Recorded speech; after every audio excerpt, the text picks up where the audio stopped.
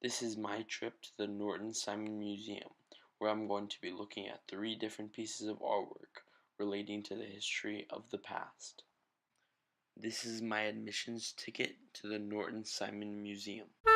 The first piece of artwork we're going to be talking about is the Baptism of Christ. The Baptism of Christ was made in the early 1450s by Giovanni di Paolo in Italy. The art piece is a tempera and gold leaf on panel, which means oil was used directly on wood to paint the picture. This artwork relates to our class because it was made in the early Renaissance period and showed some sign of technology that we learned in class.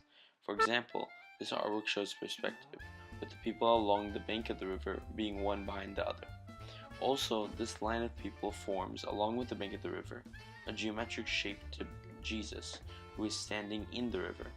Personally, I chose this artwork because it combines most of the elements of Renaissance art.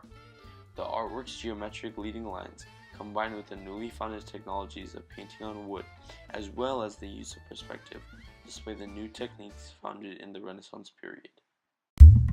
The Eight Miraculous Events of the Buddha's life was made in Burma during the 13th century.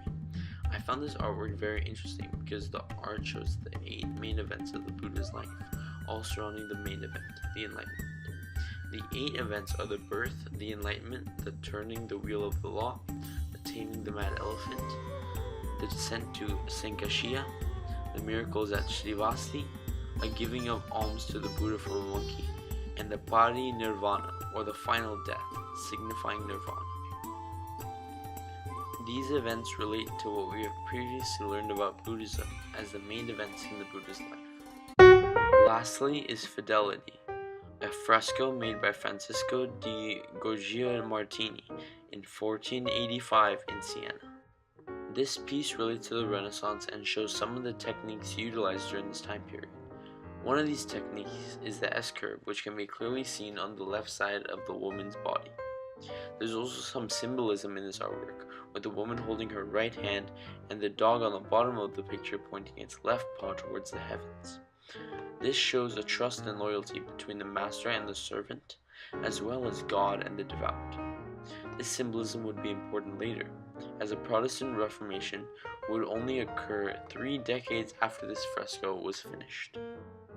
That was my trip to the Norton Simon Museum. I learned a lot about the meaning of several art pieces, as well as the history of those art pieces and how history related to art in the past. Thanks for watching.